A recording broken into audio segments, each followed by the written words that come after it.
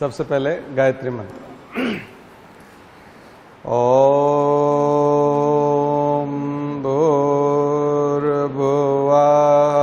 स्वः तत्सवितुर्वरेण्यं भर्गो देवस्य धीमहि धियो यो नः प्रचोदयात्।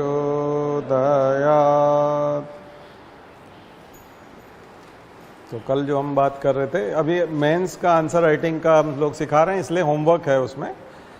बाकी जब हम 15 दिसंबर के बाद में जब मेंस का ये एग्ज़ाम हो जाएगा यूपीएससी का, जब हम वापस उस प्रीलिम्स वाले मोड में आएंगे थोड़ा सा, तो फिर टॉपिक को समझाना शुरू करेंगे। तो इन दिनों में जो आ रहे हैं उस चीज़ को समझिए। मेंस आंसर राइटिंग की बात हो रही है और प्रैक्टिस की बात हो रही है, इसलिए बार बार रिपीट की जा रही है चीज़ें। रिपीट इसलिए कर रहे हैं क्योंकि हमको मालूम है ये आसान काम नहीं है। हमने खुद ने भी जब किया था तो बहुत बहुत दिक्कतें आती है। आंसर राइटिंग करना बिल्कुल भी आसान काम नहीं है। दो तरह की चुनौतियां हैं, एक खुद के स्तर पे चुनौती, इंडिविजुअल लेवल पे खुद के ऊपर चैलेंज है। दूसरा, एग्जाम की जो कंडीशंस होती हैं उसके ऊपर भी बहुत सारे चैलेंज है। जैसे अभी मैं टेस्ट लेता हूं मेरी पेड क्लास में, तो उसी टेबल कुर्सी जो होती है वो कुर्सी के ऊपर ही टेबल बना हुआ है, उसी के ऊपर लेते हैं, उसी पे वो पढ़ते हैं बच्चे। तो पहले 3-3.5 घंटे क्लास चलती है, उसके बाद फिर 3 घंटे टेस्ट होता है, थोड़ा 15 मिनट का ब्रेक होता है, उसके बाद 3 घंटे टेस्ट होता है। तो वो उसी जगह पर टेस्ट देते हैं। और वो देखा जाए तो वो जब मैं क्लास लेता हूँ और नोट करना है तो वो पटिया जो होता है वो आसान होता है उस पर लिखना, लेकिन एग्ज़ाम में तो पूरी टेबल रहेगी जिस पे आप पेपर को भी फैला पाएंगे, कॉपी को भी अच्छे से फैला करके, अपना पेन रखने की जगह भी होती है। यहाँ वो पेन अपने बैग में साइड में रखते होंगे और फिर उसमें से पेन निकालते होंगे। वहाँ पर्याप्त जगह होती है क्योंकि बड़ी सी टेबल होती है। अब लेकिन आप अगर भोपाल के, मैंने 6-7 सेंटर पे तो एग्ज़ाम मैंने खुद ने भी दिए अलग अलग तरह के भोपाल के, तो मैं यहाँ के सेंटर से परिचित हूँ। और वैसे भी मैं पीएचडी के सिलसिले में या और भी बहुत सारी चीज़ों में और लैब में और ऐसे में कई बार गया। कई जगह कैरियर गाइडेंस के लिए बुलाते हैं, तो मैंने वहाँ के स्कूल कॉलेज के जो सेटअप देखे हैं तो बहुत डिफरेंट है। किसी किसी में बेंच और टेबल जो होता है वो जुड़ा हुआ होता है और वो काफ़ी डिस्टेंस होता है। कई मैंने लिखने में बहुत दिक्कत महसूस की कि हम बैठते हैं वो काफ़ी पीछे रह जाता है और लिखने के लिए पूरा आगे झुकना पड़ता है। पता नहीं किसने बनाया वो और क्यों बनाया ऐसा, किस टीचर ने बनवाया होगा, जिसने भी बनाया होगा। मैनेजमेंट बहुत ख़राब है, उस पर आप लिख ही नहीं सकते। किसी का छोटा कद है तो वो तो पहुंच भी नहीं पाएगा वहाँ तक। ऐसे ही कई जगह पर अधिकांश, हम जब एग्ज़ाम देते थे तब सेंटर पर वो टेबल के नीचे कागज़ फंसाते फिरते थे, पैकिंग करते फिर टीचर जो है यही काम करते थे। बच्चे शिकायत करते, सर ये टेबल बहुत हिल रही है, फिर वो कागज़ लेके आता था, है ना, और हार्ड बोर्ड लेके आता था, उसको फिर लगाता रहता था, यही काम था। तो ये सब नाटकबाजी होती है। तो ये इस तरह की चुनौतियां भी होती। मैंने एक बार एग्ज़ाम का बताया आपको कि मेंस चल रहा था और अंधेरा हो गया, बिजली चली गई और आंधी चल रही और बाहर भी अंधेरा हो गया, दिन में अंधेरा हो गया, दिन में 3 बजे, शाम को 7 बजे जैसा हो गया, क्योंकि बिल्कुल बारिश आने जैसा हो गया और अंधेरा हो गया। और बच्चों को इन्विजिलेटर ने कहा आपको जहाँ उजाला लगे, जहाँ बैठ के लिख सकते हो, मर्जी है जहाँ बैठ के लिख लो, पर कहीं पे भी चले जाओ, सब जगह अंधेरा था। उस ज़माने में मोबाइल भी नहीं थे, टॉर्च भी नहीं थी, मोमबत्ती कौन लेके आएगा, हवा अलग चल रही है, खिड़कियाँ आवाज़ कर रही है। ऐसा पौन घंटे तक, 45 मिनट तक रहा। अब 45 मिनट तक अगर किसी एग्ज़ाम में हो जाए, और ये कंपटीशन है और इससे आप बड़े अधिकारी बनते हो, और उसमें 45 मिनट तक अंधेरा है, फिर भी अंदाज से जो लोग आंख बंद करके जैसा लिखते हैं वैसा लिख रहे थे। तो अजीबोगरीब चुनौतियां होती है एग्ज़ाम के साथ में। मैं कोशिश कर रहा हूं कि अपने स्टूडेंट्स को, खास करके वहाँ जो हमारे यहाँ रेगुलर बैच में आते हैं, उनको मैं बहुत सारी परिस्थितियाँ अवेलेबल कराऊँ। अगले साल मैं अपने हॉल के ऊपर वाला हॉल किराए लेके उसको वो भी ले रहा हूँ, उसमें मैं वो वाली अलग अलग तरह की टेबल पे प्रैक्टिस करवाऊंगा। भोपाल में जितने भी सेंटर हैं उनकी जैसी अलग अलग टेबल बनवाऊंगा और उस पर प्रैक्टिस करवाऊंगा कि इस पर 3 घंटा बैठ के लिखो कितने नंबर आते हैं इस पर लिख के। अभी जो बच्चे लाते हैं वो 60-70 वाला कभी भी 80 पे नहीं पहुंच पाता। जो 60-70 लाता है वो 60-70 पे ही पहुंचता है, और जो 120 लाता है वो 150 तक पहुंच जाता है।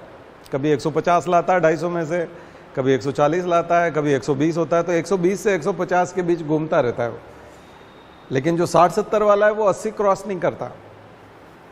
इसका मतलब कहाँ मेहनत की ज़रूरत है। आप भी अपना स्तर जानिए कि आप किस स्तर के व्यक्ति हैं। 100 क्रॉस आपको किसी भी हालत में करना है। वैसे तो 90 वाले भी इंडिया टॉप कर जाते हैं, ऐसा नहीं है कि 250 में से 100 क्रॉस करना ज़रूरी है। बाकी पेपर में अच्छे होंगे, किसी एक पेपर में 90 भी होंगे तो भी काम चल जाएगा। लेकिन ये जो मैं बातें कर रहा हूँ ना, ये बनने वाली बात है, ये वाकई में बनते इसी से हैं। और छोटी छोटी चीज़ें दुरुस्त करनी पड़ेगी, है ना। हैंड राइटिंग मैटर करती है लेकिन उतना मैटर नहीं करती, मार्क्स पे उतना असर नहीं डालती। जैसे आपने 150 रुपये में कोई चाय पत्ती का पैकेट लेना है, और अगर वो ऊपर से फटा है और अंदर पॉलीथीन तो उसका कंप्लीट है और चाय की वजन भी उतना ही है, लेकिन पैकेट फट चुका है तो भी वो पैसे तो उतना ही लेता है। तो वैसे ही मार्क्स तो आपको मिल जाएंगे, चाहे राइटिंग कटी फटी हो। अगर उसको समझ में आ गया कि इसने ये लिखा है और ये सही सही लिखा है तो मार्क्स मिल जाएंगे। इसलिए मार्क्स पे ज़्यादा असर नहीं आएगा। तो फिर स्पीड होनी चाहिए, प्रॉपर स्पीड होना चाहिए, और पूरा क्वेश्चन आप अटेम्प्ट कर सको। तो मैं जो बता रहा हूँ वो चुनौतियाँ आप समझ पा रहे होंगे, ठीक है। इन सब से निपटना है आपको। और एग्ज़ाम में कुछ भी हो, जोहर ला करके दिखाना है, वहाँ आपको मार्क्स ला के दिखाना है। वो जो भी है, कंडीशंस का आप रोना नहीं रो सकते कि आपके साथ ये था, वो था, फलाना था, या था। कोई रोना नहीं है। जो जीता वो सिकंदर, मैंने बताया ना। मार्क्स लाने आपको, कंडीशंस पे नहीं जाना, प्रैक्टिस करना। भोपाल सेंटर थोड़ा सुरक्षित सेंटर है, सुरक्षित नंबर के मामले में। नंबर के मामले में भोपाल सेंटर अच्छा सेंटर है, अच्छे सेंटर में माना जाता है। बहुत सारे दिल्ली से आकर के भोपाल सेंटर लेते हैं। उसका कारण ये रहता है कि कॉपी चेक करते समय में एक्सपेक्टेशन जो होता है, यहाँ से ज़्यादा तेज तरार कैंडिडेट बहुत कम होते हैं, फालतू के कैंडिडेट ज़्यादा होते हैं।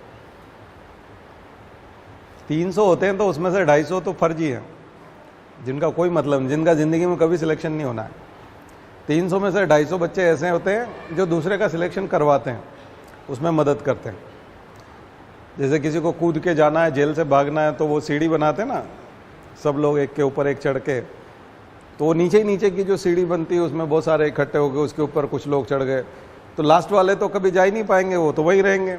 वैसी सीढ़ी बनने का काम करते हैं वो दूसरों के लिए। कैसे?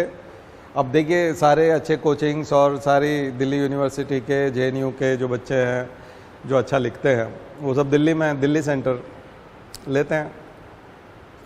अब अच्छी कॉपी जब आती है, हर कोई बच्चा, कोई 95 ला रहा है, कोई 88 ला रहा है, कोई 92 ला रहा है ना। तो ऐसे में एक्सपेक्टेशन बहुत होते हैं कि अगर इतना लिखोगे तो मार्क्स मिलेंगे, क्योंकि किसी को 7 नंबर तब दिया, 10 में से 7 नंबर तब दिया जब उसने बहुत कुछ लिखा था। अब यहाँ पर तो क्या है कि जब भोपाल की कॉपी खुलती है तो बहुत समय तक रद्दी कॉपी आती है, तो वो तो नंबर तो देगा ना किसी न किसी को। तो ऐसे में अगर थोड़ी सी भी अच्छी कॉपी है तो वो 7 नंबर ले जाता है। जो भोपाल में 7 नंबर ला रहा है वो दिल्ली में हो सकता है 5 ही लाएगा, या 4 ही नंबर मिलते हैं उसको, या 5 मिलते हैं। लेकिन भोपाल में रहने की वजह से उसको 7 मिल जाएंगे, क्योंकि बाकी कॉपीज़ जो है वो बहुत हल्की है। 300 में से केवल 50 या मुश्किल से 10 या 12 कॉपी थोड़ी ठीक ठाक होगी, बाकी 30-40 एवरेज होगी, और वो बिलो एवरेज है 250 कॉपी। इस वजह से ज़्यादा नंबर आते हैं, ठीक है। तो ये राज मैंने इंटरनेट पे डालने वाला हूँ मैं ठीक है, यूट्यूब पे जाएगा। बाहर के लोग भी शायद हो सकता है इसी टाइप का सेंटर चुने। इससे ज़्यादा अच्छा मुंबई और अहमदाबाद है, वहाँ और बेकार कंडीशन है। अहमदाबाद से IAS नहीं बनते हैं, वहाँ और डफर टाइप के लोग हैं है ना, उसमें नहीं है, पढ़ने लिखने का कोई लेना देना नहीं है उनका।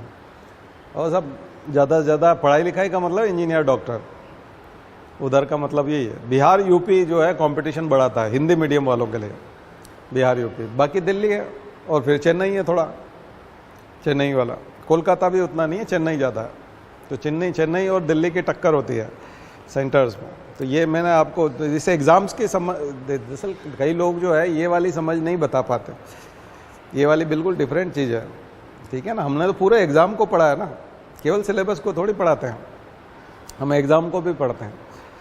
तभी तो बोल रहे हैं कि हम सेंटर विजिट करके ये भी देखते हैं कि अच्छा ये सेंटर है, यहाँ एग्ज़ाम होती है, बच्चे के लिए ये कितना मुश्किल है, उस पर बैठ करके देखो कुछ लिख पाते हैं कि नहीं लिख पाते, लिखने में कितनी दिक्कत आती है।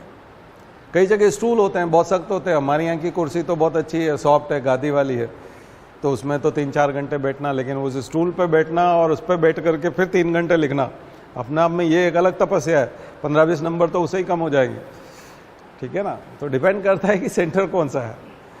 तो थोड़ा ये प्रैक्टिस करिए, मेंस के आंसर राइटिंग का ही हिस्सा है ये मैंने आसपास का वातावरण बताया। इसलिए घर पे बिना पंखे के भी किसी दिन लिख करके देखिए, पंखा बंद कर दीजिए। अब एसी में बैठ करके आप लिखेंगे तो फिर ऐसे में तो इसलिए मैं ऊपर वाले में एसी नहीं लगाने वाला। मेरी क्लास में एसी लगा हुआ है, लेकिन मैं ऊपर जो क्लास इसका टेस्ट रूम बनाऊंगा, जो टेस्ट के लिए ही होगा वो स्पेशली, वो उसी के लिए मैं उसको अरेंज कर रहा हूँ उसको पूरा।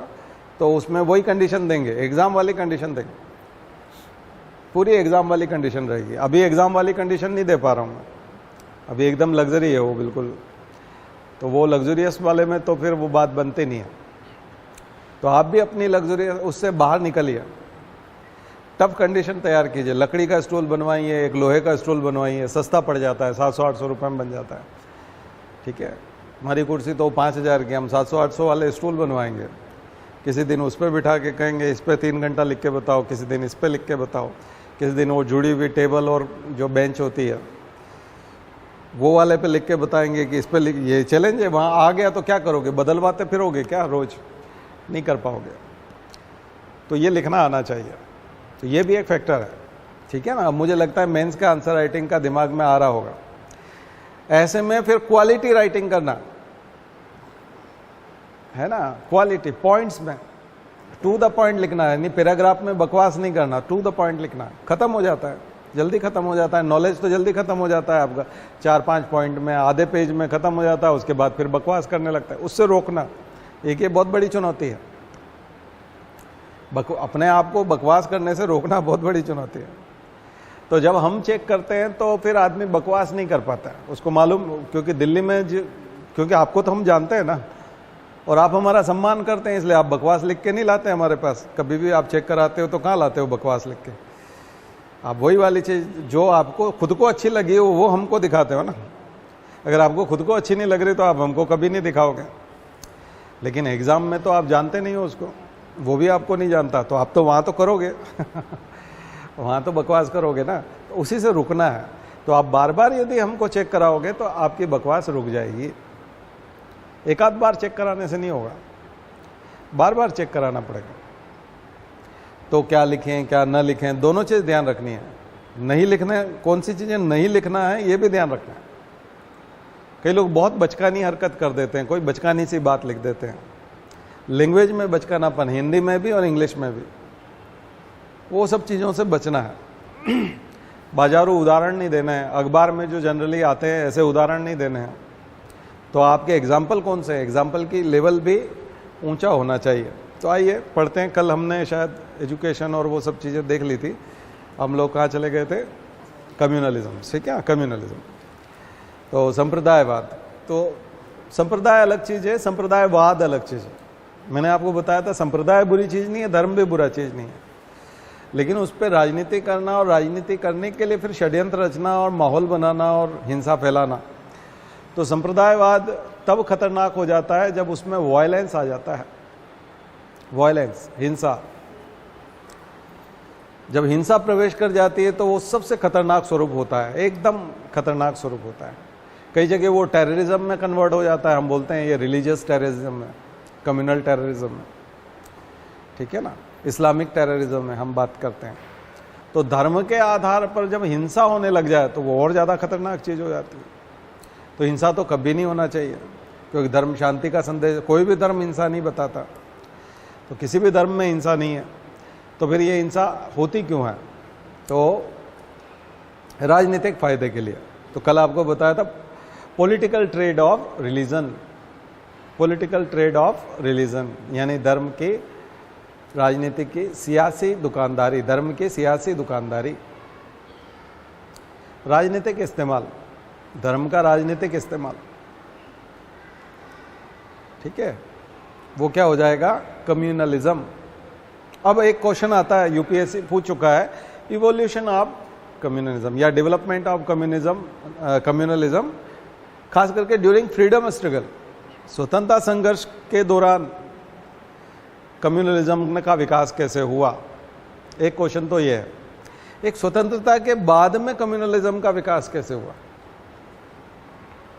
स्वतंत्रता के पहले और स्वतंत्रता के बाद दोनों जगह आएगा। देखिए, कम्युनल बेस पे ही पाकिस्तान का निर्माण हुआ है, तो कम्युनल आधार नहीं होता तो पाकिस्तान का निर्माण नहीं होता। और फिर उसके बाद चाहे आज़ाद कश्मीर की बात हो, चाहे खालिस्तान की बात होती है, तो वो भी धर्म के आधार पे होती है, तो वो भी कम्युनलिज्म है। कल आपको बताया था सिख कम्युनिटी जो बात करती है वो धर्म के आधार पे बात करती है, रेस के आधार पे बात करती है, पंजाबी भाषा के आधार पे बात करती है कि हम सबकी भाषा पंजाबी है, तो इसलिए हमारा अलग देश होना चाहिए। तो सेपरेट होने की बात करते हैं, अलग होने की बात करते हैं, और उसी में एक्सट्रीमिज्म आ जाता है, उसी की फंडिंग होने लगती है, फॉरेन फंडिंग होने लगती है, विदेशों से पैसा आने लगता है, पाकिस्तान सहायता कर देगा, कनाडा से पैसा आ जाएगा, ठीक है। तो इन सब का इवोल्यूशन देखना है, ठीक है। तमिल अलग राष्ट्र की बात जो हुई थी, तो श्रीलंका का झगड़ा जो है वो इसी प्रकार का कम्युनल वाला भी है और रेशियल वाला भी, कम्युनल और रेशियल। सिंहली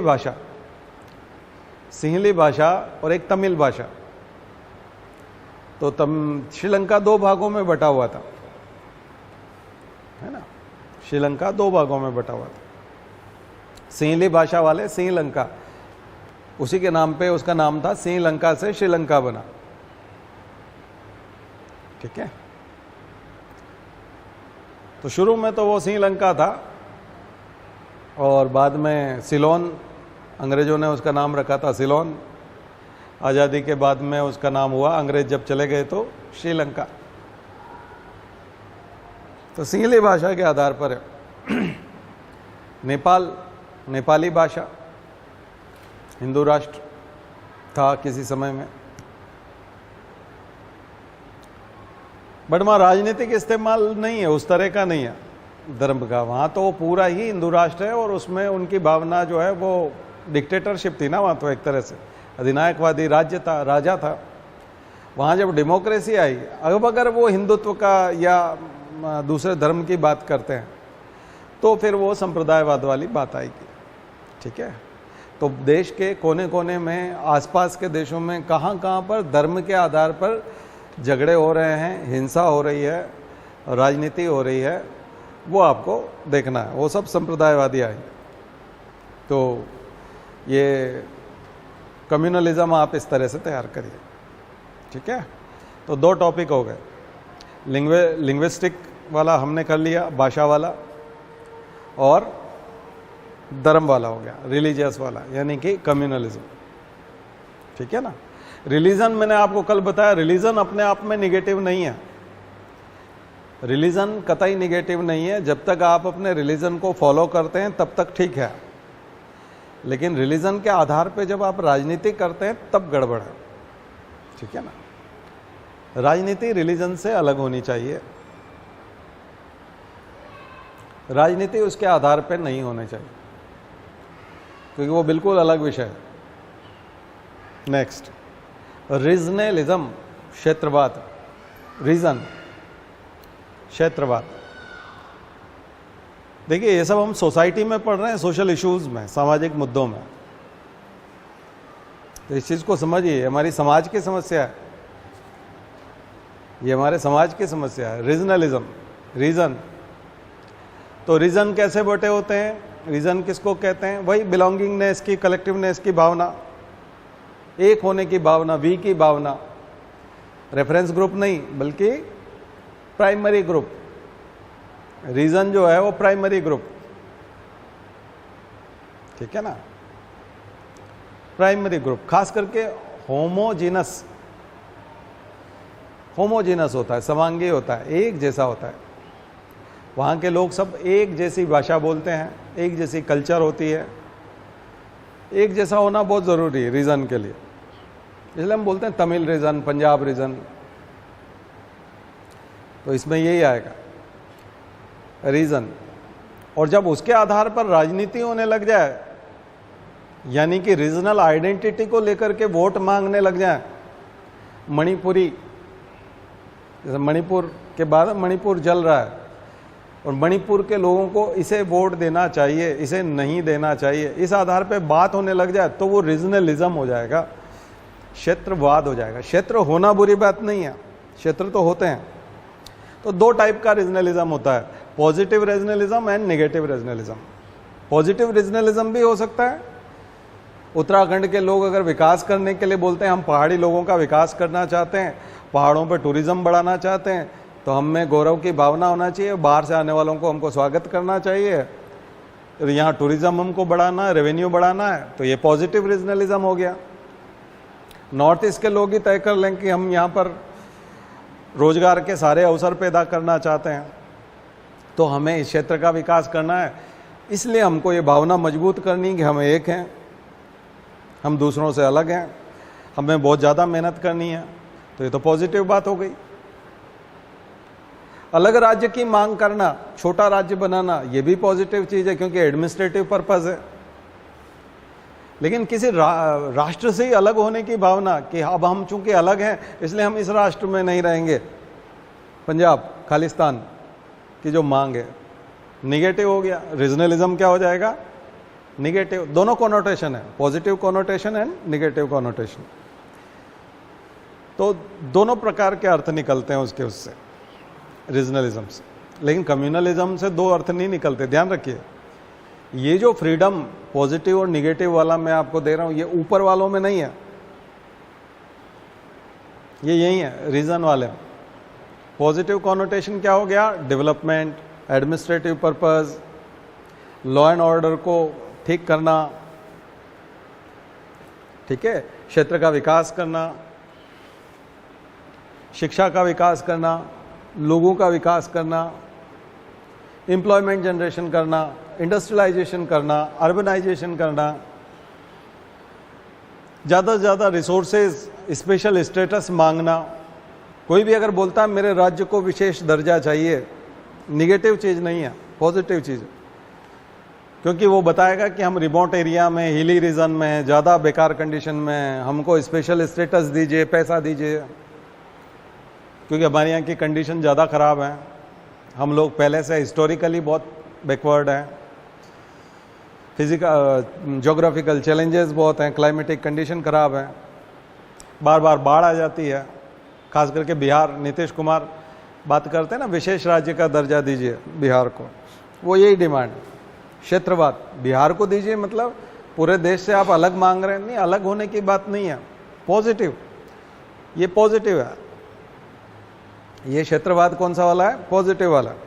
तेलंगाना लैंग्वेज के आधार पर, धर्म के लैंग्वेज के आधार पर खास करके वो बोलते हैं कि हमको हमारे लोगों का विकास करना है, पॉजिटिव चीज़ है। लेकिन खालिस्तान की मांग करना, आज़ाद कश्मीर की मांग करना, और नॉर्थ ईस्ट के कुछ अरुणाचल और कुछ हिस्से में चीन के साथ जुड़ने की कोशिश करना, ये तो नेगेटिव है,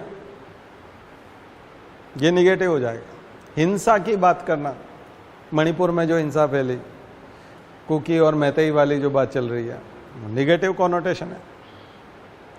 तो दोनों चीज़, इम्पैक्ट भी दोनों होते हैं, पॉजिटिव और नेगेटिव इम्पैक्ट होते हैं सेम। अच्छा, पिछले कल जो हमने टॉपिक देखे थे उसमें इम्पैक्ट जोड़ लीजिएगा कि उसका इम्पैक्ट क्या होता है,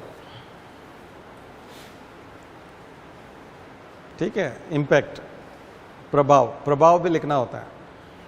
आज वाले में फिर इसमें रीजनलिज्म में भी evolution of regionalism, historical perspective इसका भी लिखना है कि भारत में रीजनलिज्म कैसे पैदा हुआ।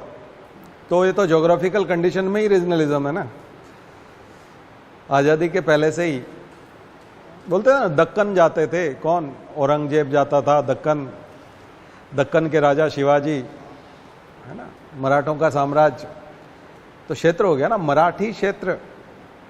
तो ये कोई अभी की बात थोड़ी है, पुरानी बात है, बहुत पुरानी। तो क्षेत्रवाद बहुत पुरानी चीज है, क्षेत्र बहुत पुरानी चीज है, क्षेत्रवाद नई चीज है, क्षेत्रवाद अलग चीज है। भारत देश बनने के बाद, स्पेशली 26 जनवरी 1950 के बाद, कॉन्स्टिट्यूशन लागू होने के बाद, जो अलग होने की बात करता है, अलग होने के लिए पॉलिटिक्स करता है, अपने लोगों को देश के खिलाफ भड़काता है, दैट इज कॉल्ड रीजनलिज्म। ये है रीजनलिज्म, ठीक है। अलग होना, अलग दिखना, अलग कल्चर होना, अलग पढ़ाई करना, अलग सिलेबस होना, अलग एग्जाम होना, ये प्रॉब्लम नहीं है। भड़काना, तो जैसे नक्सलिज्म में भी आप देखोगे कि नक्सल क्षेत्र होते हैं, तो रीजनलिज्म का पार्ट होता है, उसमें भी रीजनलिज्म है। रेड कॉरिडोर एक रीजन है जिसमें स्टेट बाउंड्रीज भी नहीं है, बल्कि कई सारे स्टेट में माओवादी छुपे होते हैं, तो वो एक प्रकार का नक्सल रीजन, हम बोलते हैं नक्सल प्रभावित क्षेत्र, बोलते हैं ना, नक्सल अफेक्टेड एरिया, तो नक्सल प्रभावित क्षेत्र ये है। तो फिर वही वे फॉरवर्ड क्या करना चाहिए, देश में एकता की और अखंडता की ऑल इंडिया सर्विसेज, ज़्यादा से ज़्यादा लोगों को बॉर्डर खोल दीजिए, ज़्यादा से ज़्यादा लोगों को ऑल इंडिया लेवल की जॉब दीजिए, इंफ्रास्ट्रक्चर बढ़ाइए, पिछड़ा हुआ किसी क्षेत्र को मत रखिए, इंफ्रास्ट्रक्चर बढ़ाइए, रोड्स, कनेक्टिविटी, रिमोट एरिया को भी जोड़ दीजिए। ऑल इंडिया सर्विसेज होंगी तो क्या होगा, देश भर के लोग एक दूसरे के राज्य में नौकरी के लिए जाएंगे। स्टेट लेवल की सर्विस में क्या होता है, स्टेट का आदमी अपने ही स्टेट में जॉब करता है, तो उसको नए लोगों को समझने का मौका नहीं मिलता, कभी मिला ही नहीं होता वो उनसे, तो मौका ही नहीं आता, समझने का मौका नहीं आता। तो अपॉर्चुनिटी देनी होगी आपको, भारत भ्रमण करवाइए स्टूडेंट्स को और उनको टीम बनाइए, पूरा भारत देखें, प्रभावित होंगे। क्योंकि ओडिशा का आदमी कभी राजस्थान नहीं जाएगा, हरियाणा का आदमी कभी आंध्र प्रदेश नहीं जाएगा, तो कैसे पता चलेगा कि कौन क्या है। तो भारत अगर आपको बना के रखना है तो ज़्यादा से ज़्यादा लोगों को घुमाना फिराना पड़ेगा पूरे देश में। अभी रिलीजियस टूरिज्म होता है, वो बिल्कुल डिफरेंट होता है, रिलीजियस टूरिज्म बिल्कुल डिफरेंट चीज़ है, क्योंकि वहाँ तो वो जो छोटा सा जो एक स्पेसिफिक रीजन होता है, वहाँ सेक्रेट कॉम्प्लेक्स होता है और वहाँ पे वैसा एहसास करा दिया जाता है। पूरा शहर बिल्कुल डिफरेंट होता है, वहाँ भजन होते हैं, अगर मंदिर है तो वहाँ खाना पीना, प्रसाद, कपड़े, वो सब एक स्पेसिफिक होते हैं, पूजा पाठ के लिए होते हैं, मंदिर में घुसने के लिए होते हैं, प्रसाद जैसा बाहर मिलता है, तो वो तो कॉमन होता है, वो तो नॉर्थ में भी वैसा ही होता है, लगभग साउथ में वैसा ही होता है। लेकिन बाहर की सोसाइटी कैसी है, वहाँ अगर किसी को मकान लेके रहना पड़े, होटल में रुकना पड़े, तो नीचे रेस्टोरेंट कैसा है, होटल में जो कर्मचारी है वो उसके साथ कैसे बिहेव करता है, वो सब चीज़ें देखेगा तो समझ में आएगा। वो बिल्कुल अलग चीज, अलग अनुभव है, वो टूरिज्म से ही आता है, केवल रिलीजियस टूरिज्म से नहीं आता। वहाँ एक कृत्रिम वातावरण होता है जिसको बोलते हैं सेक्रेट कॉम्प्लेक्स, जो एलपी विद्यार्थी, ललिता प्रसाद विद्यार्थी का कंसेप्ट है सोशियोलॉजी और एंथ्रोपोलॉजी में। तो ये सब लिखिएगा, टर्मिनोलॉजी में बात करेंगे तो ज़्यादा मार्क्स आएगा, मन से ऐसे ही लिखेंगे तो नहीं होगा। तो रीजन समझ में आ रहे हैं, types of regions, how many types of regions, so we can divide it into so many parts like geographical region, भौगोलिक क्षेत्र, पॉलिटिकल रीजन। भौगोलिक क्षेत्र में हम बोलते हैं ना, ये गंगा का मैदान है, ये गंगा यमुना का मैदान है, गंगा जमुनी संस्कृति या गंगा यमुना का मैदान। संस्कृति तो डिफरेंट चीज़ है, बट ये बोलते हैं हम लोग। हिमालय, हिमालय के राज्य, हिमालयन स्टेट्स, तो ये रीजन हो गया हिमालयन स्टेट्स, है ना। तो ये जो रीजन होते हैं, ये रीजन होते हैं geographical regions. Then political regions, political राजनीतिक क्षेत्र, राजनीति के आधार पे जो क्षेत्र बटे होते हैं, है ना, वो हो गया। सोशल और रिलीजियस रीजन, सोशल और रिलीजियस, लिंग्विस्टिक रीजन, लिंग्विस्टिक के साथ में या सोशो कल्चरल कर लीजिए, सोशो कल्चरल कर लीजिए, रिलीजियस नहीं, cultural, socio cultural region, culture एक जैसा है। लिंग्विस्टिक वाला रीजन,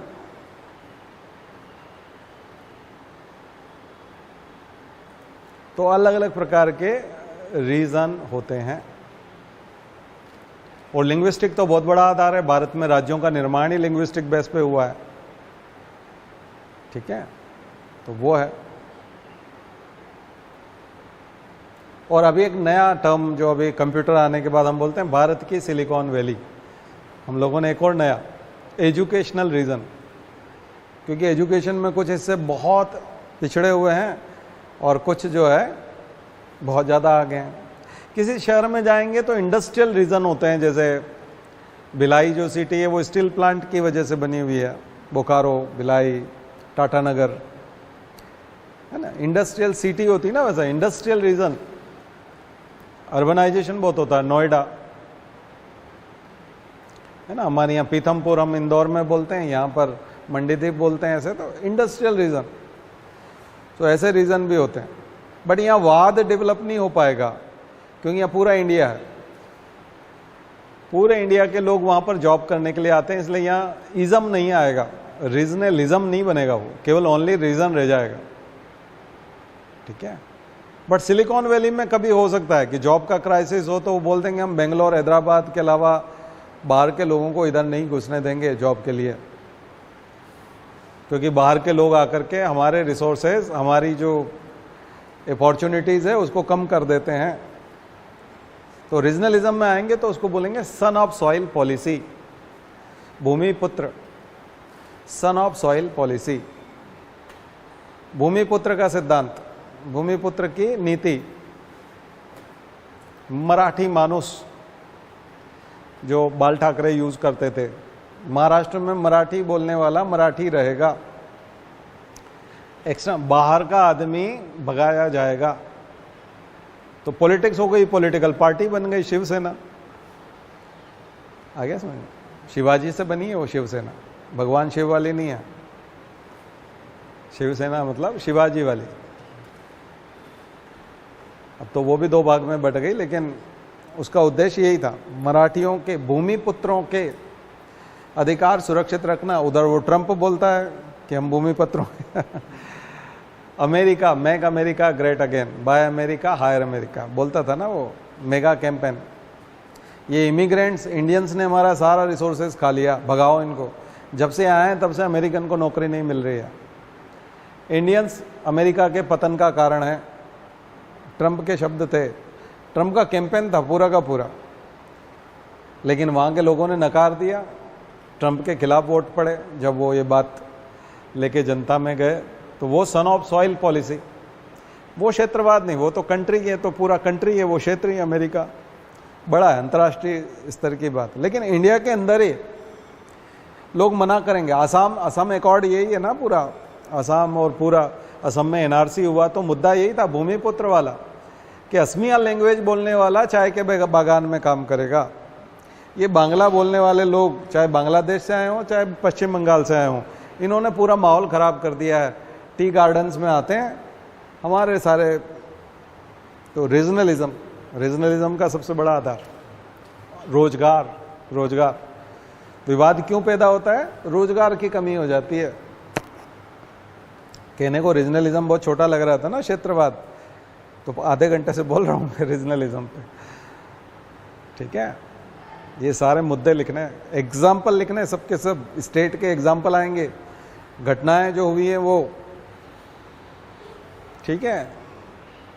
और एक्सोडस होता है, फिर किसी जगह पर जब ये रिसोर्सेज नहीं होते तो वहाँ से एक्सोडस होता है, एक साथ बहुत सारे लोग निकलते हैं जॉब के लिए, फिर दूसरी जगह से भगाए जाते हैं। तो साइबर अटैक जब भी होता है या सोशल मीडिया में मिस इन्फॉर्मेशन डिसइन्फॉर्मेशन फैलाई जाती है, पाकिस्तान ने किया था कि नॉर्थ ईस्ट के लोगों को भगाना है, तो सब बेंगलोर हैदराबाद से भाग रहे थे, एक ही रात में सारी ट्रेनें फुल हो गई थी, क्योंकि किसी ने मैसेज कर दिया कि यहाँ सबकी पिटाई होगी नॉर्थ ईस्ट वालों की, तो सब भागे।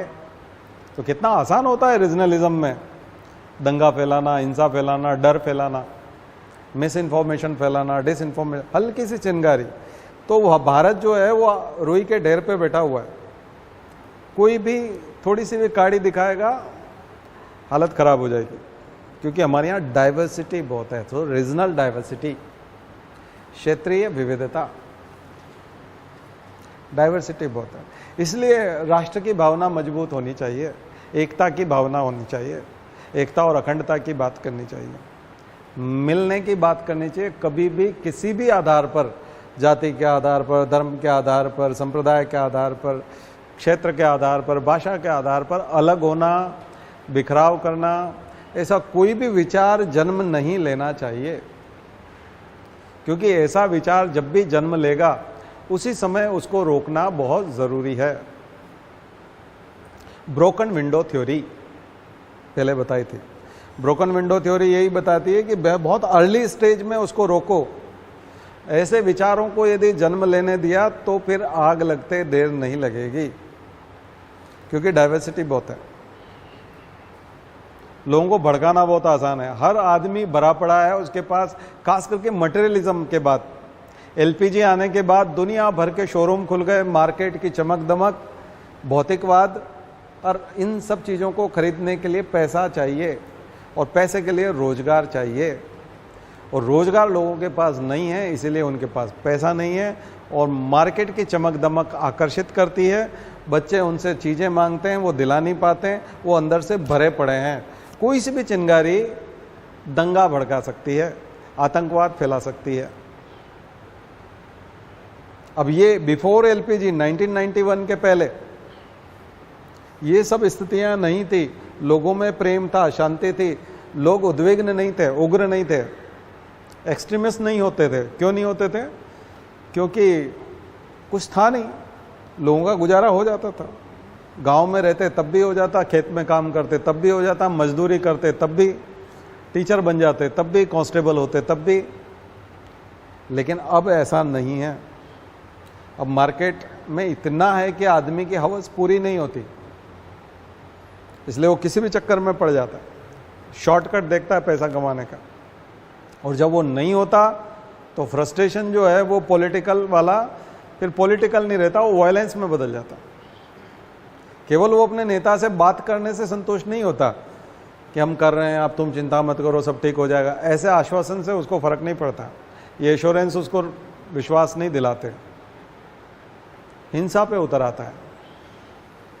और गलत लोग जो पैसा देते हैं उनके चक्कर में भी आ सकता है, ठीक है। टेरर फंडिंग जो होती है, टूल किट जो बनाए जाते हैं, वो ऐसे ही तो चीज़ों के लिए बनाए जाते हैं ताकि ये चीज़ें सोशल मीडिया पे आसानी से उस आदमी को ट्रैप कर लें और वो उसका हिस्सा हो जाए। सब चीज़ें कनेक्ट हो गई कि नहीं हो गई? साइबर वाली ये वो सब चीज़ें जुड़ी हुई है। क्लियर? तो ये वाली चीज़ें हैं जो आपको ख्याल रखनी है। क्षेत्रवाद कौन सा बचा अब इसमें? नेक्स्ट कल बताया था कास्टिज्म, तो ऑलरेडी हम लोग ले चुके हैं, बड़ा चैप्टर हुआ था। हाँ, इथनो नेशनलिज्म कल हम बात कर रहे थे, मैंने कहा था कल बताऊंगा। एथनिक सेंट्रलिज्म या इथनो सेंट्रिज्म जो हम बात करते थे, उसी में एक टर्म आती है इथनो नेशनलिज्म।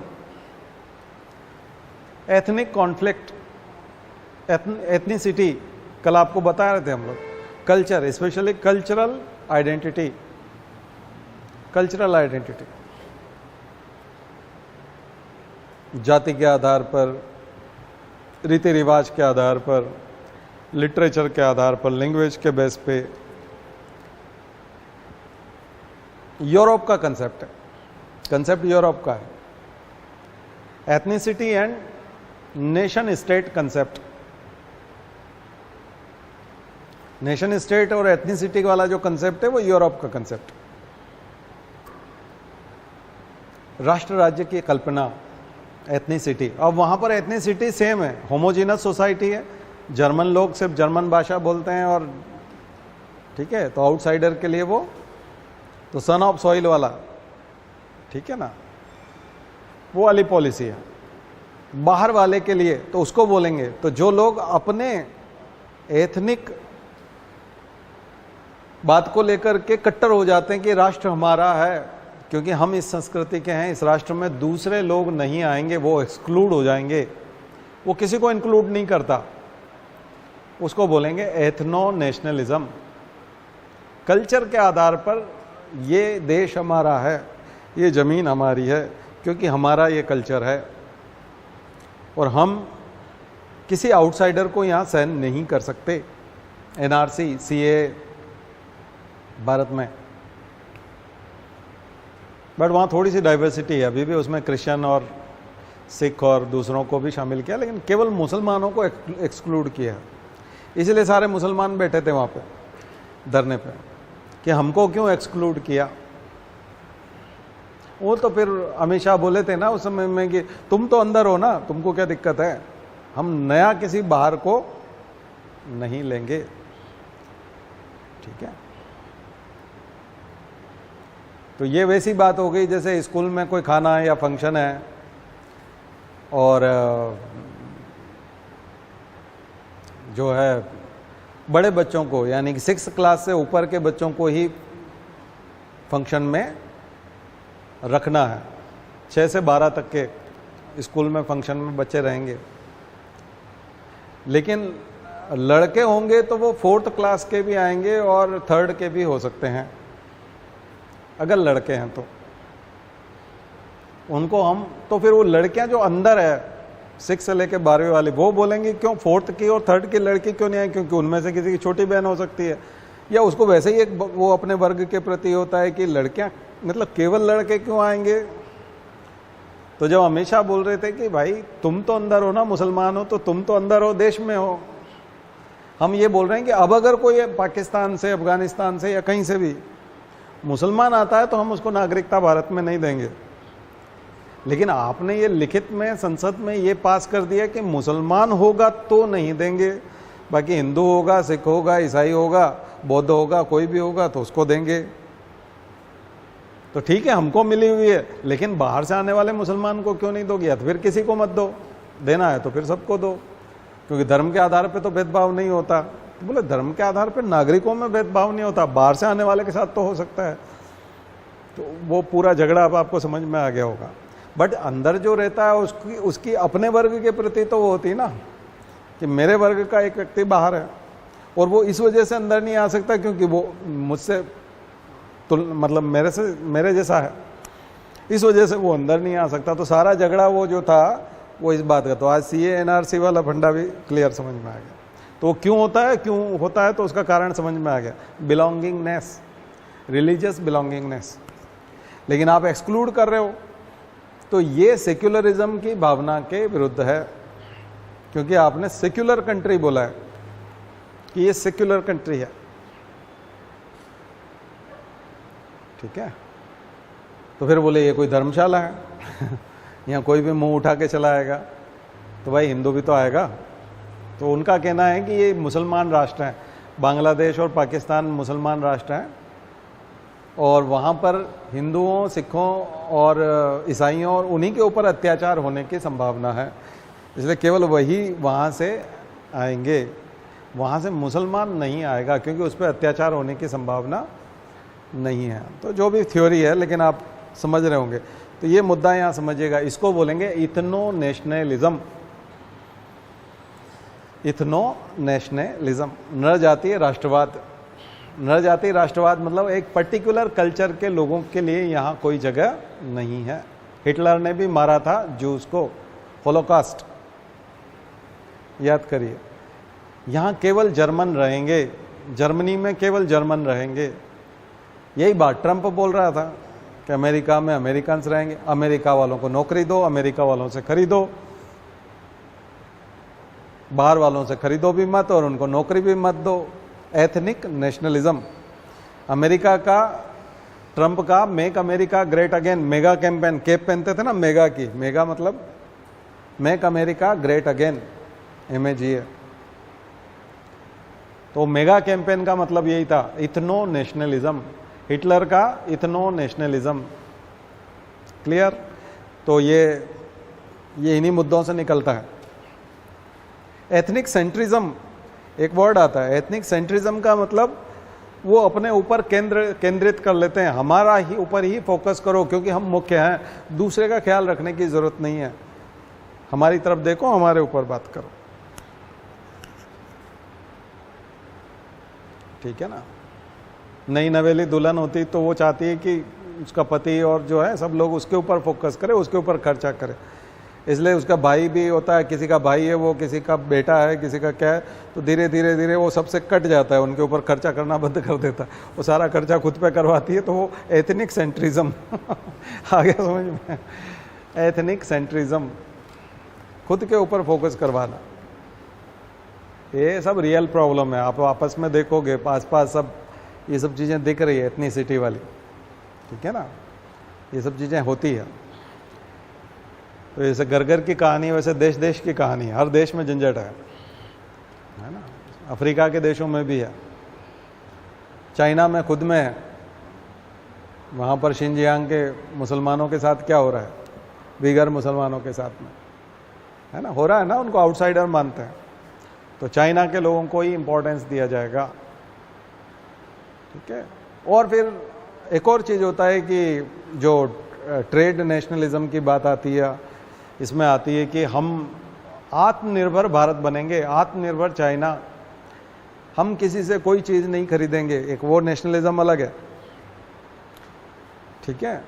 सप्लाई चेन हमारे यहाँ डेवलप करेंगे पूरी की पूरी, किसी भी देश पे हमें डिपेंड ना होना पड़े, हम सब निर्माण कर लेंगे अपना।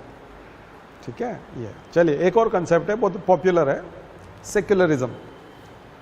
वो कम्युनलिज्म के साथ ही आता है, कम्युनलिज्म का उल्टा सेक्युलरिज्म। जैसे मैंने आपको बताया था कि पॉलिटिकल ट्रेड ऑफ रिलीजन, ठीक है, ऐसे ही political interference, non interference in religion. Secularism का क्या मतलब हो गया? Political non interference in religion. Same है, उसका उल्टा है कम्युनलिज्म का। वहां वो ज्यादा इंटरफेयर कर रहा होता है। ठीक है? ज्यादा इंटरफेयर कर रहा होता है।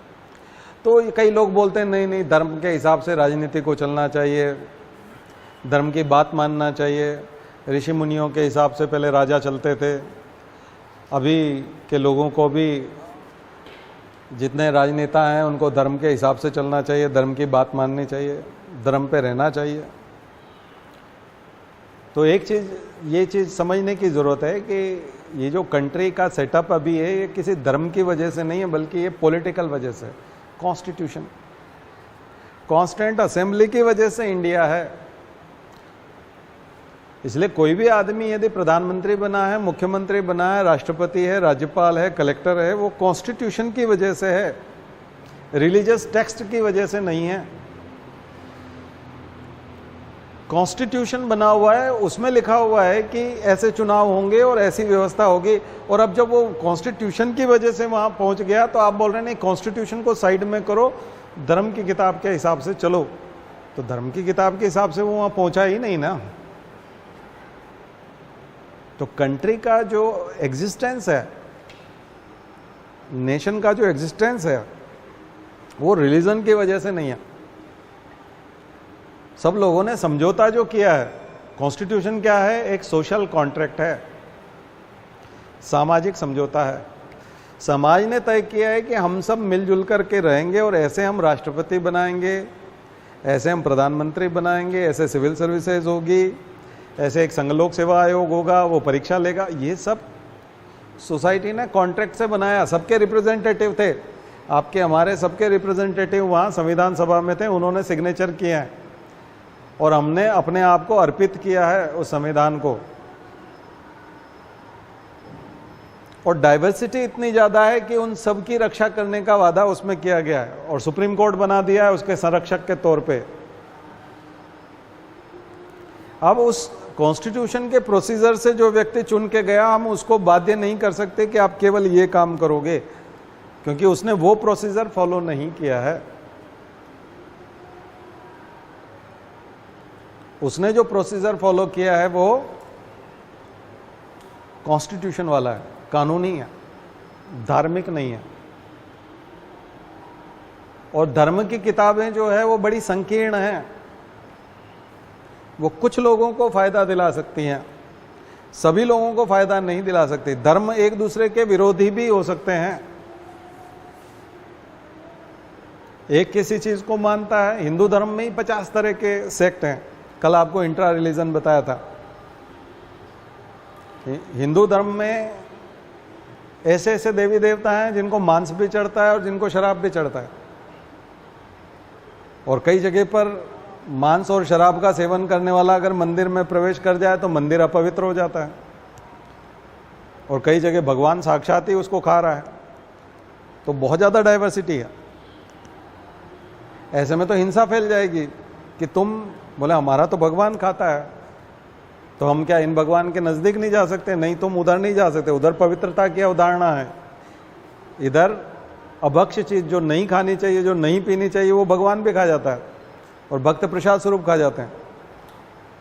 तो क्या ये तो यही झंझट हो गया। अभी दूसरे धर्मों वाला तो मामला ही दूसरा है। तमाम शंकराचार्य लड़ते रहते हैं। मैंने बताया अखाड़ों में कितना झंझट है, सिंहस्थ होता है, कुंभ होता है, लोग मारे जाते हैं, तलवारें चल जाती है, मान्यताएं। इसलिए धार्मिक मान्यताएं से चलेंगे तो हिंसा ही हिंसा है, खत्म ही खत्म है सब। धर्म के सार्वभौमिक सूत्र कहां से लाओगे? यूनिवर्सल ट्रूथ कैसे खोजोगे? टेक्स्ट अलग अलग समय में लिखे गए हैं, अलग अलग लोगों ने लिखे हैं, अपने अपने हिसाब से लिखे हैं, और उन सब की मान्यताएं किसी एक देश पर, पूरे देश पर, इतनी डाइवर्सिटी पर एक साथ आप फिट नहीं कर सकते। इसलिए कॉन्स्टिट्यूशन इंपॉर्टेंट है। और उसी से इतने साल तक, हम 75 साल तक सफलतापूर्वक चलते आए हैं और आगे भी चल जाएंगे। लेकिन अगर हमने वहां गालमेल करने की कोशिश की तो गड़बड़ हो जाएगी। इसलिए सेक्युलरिज्म, नॉन इंटरफेरेंस। तो फिर क्या? फिर रिलीजन का कोई मतलब नहीं। रिलीजन का व्यक्तिगत मतलब है। आप पूजा पाठ कर सकते हैं, भगवा पहन सकते हैं, माला पहन सकते हैं, तिलक लगा सकते हैं, मंदिर जा सकते हैं, नमाज पढ़ सकते हैं, मस्जिद जा सकते हैं, आप मर्जी आए जो करें। निजी झंझट है ये आपका। इसको कलेक्टिव ना बनाएं, सामूहिक ना बनाएं। दूसरे व्यक्ति को आप बाध्य नहीं कर सकते। हिंदू आदमी खुद अपने बच्चे को मंदिर नहीं ले जा सकता। बहुत सारे बच्चे मंदिर ही नहीं जाते।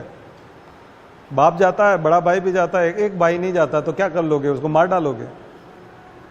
वो कतई नहीं जाता, उसकी बिल्कुल भी श्रद्धा नहीं है। तो आप थोप नहीं सकते। ये भावना का विषय है, निजी विषय है, श्रद्धा का विषय। एक अच्छा शब्द है उसके लिए, खुद की श्रद्धा का विषय। श्रद्धा, विश्वास। उसका विश्वास है कि नहीं? विश्वास नहीं है तो फिर कोई मतलब नहीं है। उसको जबरदस्ती ले भी चले गए तो वो झुकेगा तो मन से नहीं झुकेगा, भावना के साथ नहीं झुकेगा। तो बहुत सारे लोग जो विज्ञान पढ़ लिख जाते हैं, वो विज्ञान पढ़ने के बाद उनको धार्मिक बनाना बहुत मुश्किल हो जाता है। कथा कीर्तन में ले जाना भी बहुत मुश्किल, उसको टाइम वेस्ट लगता है। खास करके साइंस के स्टूडेंट का कतई विश्वास नहीं होता, चाहे वो लाख पटक ले, कितना भी कूद कूद के नाच ले मंच पे, कुछ नहीं होना जाना, क्योंकि उसको मालूम है ये सब फर्जी है, एकदम फर्जी है, क्योंकि ऐसा होता ही नहीं है, होता ही नहीं। वो क्रिया को, प्रोसेस को देखता है कि कर्म का संपादन होगा कैसे, करता होगा कोई न कोई, यानी एक्शन आई कहां से, एक्टर होगा, जनरेट होता है, ऊर्जा निकलती है, ऊर्जा का रूपांतरण होता है, जो न्यूटन्स लॉ को जानता है, जो थर्मोडायनेमिक्स को जानता है, जो फिजिक्स जानता है, सामान्य नियम जानता है, केमिस्ट्री जानता है, वो आदमी कभी विश्वास नहीं कर सकता, सवाल ही नहीं उठता, किसी कीमत पे विश्वास नहीं कर सकता। उसको मालूम है ये सब पॉसिबल ही नहीं है, किसी कीमत पे पॉसिबल ही नहीं है। तो ये बहुत ही कम पढ़े लिखे, अवैज्ञानिक तरीके से जीने वाले और तर्कपूर्ण चिंतन नहीं करने वाले लोगों के काम है। तो फिर क्या धर्म नहीं है? धर्म है, एक जीवन शैली है। धार्मिक होने से ज्यादा अच्छा हमारे यहाँ परम पूज्य गुरुदेव ने जो दिया है, धर्म और अध्यात्म का मिलन, साइंटिफिक स्पिरिचुअलिटी। तो वो एक तो स्पिरिचुअलिटी की बात करते हैं, स्पिरिचुअलिटी बिल्कुल डिफरेंट चीज है।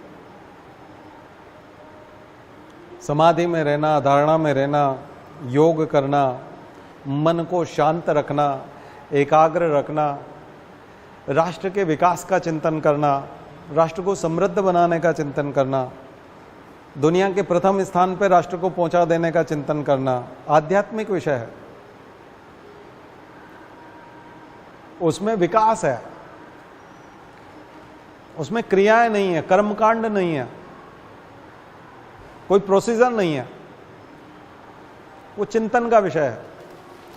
चिंतन को समृद्ध कर देना, खुद का निर्माण करना, खुद को नष्ट करना नहीं। अंधविश्वास में कई बार खुद नष्ट हो जाता है आदमी। आप सुनते हो ना कई बार कि अंधविश्वास में उसने बलि दे दी, बच्चे की बलि दे दी कि अगले जन्म में राजकुमार बनेगा। अब कहाँ राजा है तो किसका राजकुमार बनेगा? यही जनरल सोचने वाली बात है। तुमने इसी जन्म में उसको मार डाला। ऐसी बहुत सारी घटनाएं होती है। ये धर्म का गिरा हुआ स्वरूप है ये। और धर्म का उत्कृष्ट स्वरूप जो होता है वो स्पिरिचुअल होता है, वो साइंस के साथ मिल जाता है, जो स्वामी विवेकानंद कहा करते थे। तो स्वामी विवेकानंद का वेदांत धर्म, हमारे परम पूज्य गुरुदेव का साइंटिफिक स्पिरिचुअलिज्म और दयानंद सरस्वती का वैदिक ज्ञान की तरफ जाना। तो वैदिक ज्ञान, अध्यात्म और वेदांत बहुत उत्कृष्ट स्वरूप है। और वो सारी की सारी चीजें आपको फंडामेंटल ड्यूटीज में, डीपीएसपी में और इसमें मिल जाएगी। वो लगभग वैज्ञानिक दृष्टिकोण के नजदीक है। इसलिए दयानंद सरस्वती ने डीएवी कॉलेज खोले थे, दयानंद एंग्लो वैदिक कॉलेज। अंग्रेजी भाषा में पढ़ाने वाले दयानंद सरस्वती के कॉलेज थे, आर्य समाज के। इंग्लिश मीडियम में पढ़ाते थे। तो वो सारी चीजें अलग है, ठीक है। तो उस चीज को समझना बहुत मुश्किल काम है। तो आम जनमानस को इस चक्कर में डालना मतलब आप अंधविश्वास में ही डाल रहे हो।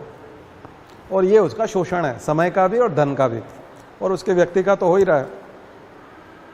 खास करके ऐसे में महिलाएं बहुत पीड़ित होती हैं। बहुत केसेस पेंडिंग है भारत के न्यायालयों में और पुलिस थानों में, जिसमें धर्म का सहारा लेकर के महिलाओं का सर्वाधिक शोषण किया गया। ये सभी धर्मों में, ईसाई धर्म का सहारा लेके भी, इस्लाम का सहारा लेके भी, हिंदू धर्म का भी। तो ये सब निगेटिव चीजें हैं, तो उन सब से बचना चाहिए। इसलिए सेक्युलरिज्म की बात होती है कि सरकार को और जो राज्य है उसको तो बीच में पड़े ही ना, उसको निजी विषय रहने दे। जिस व्यक्ति को धर्म के हिसाब से अपना विकास करना होगा, ऊंचा उठाना होगा, वो ऊंचा उठ जाएगा। सामूहिक प्रयास करने में दिक्कत यह है कि आप किसी न किसी एक का पक्ष लोगे और बहुत सारे लोग उससे बाहर हो जाएंगे।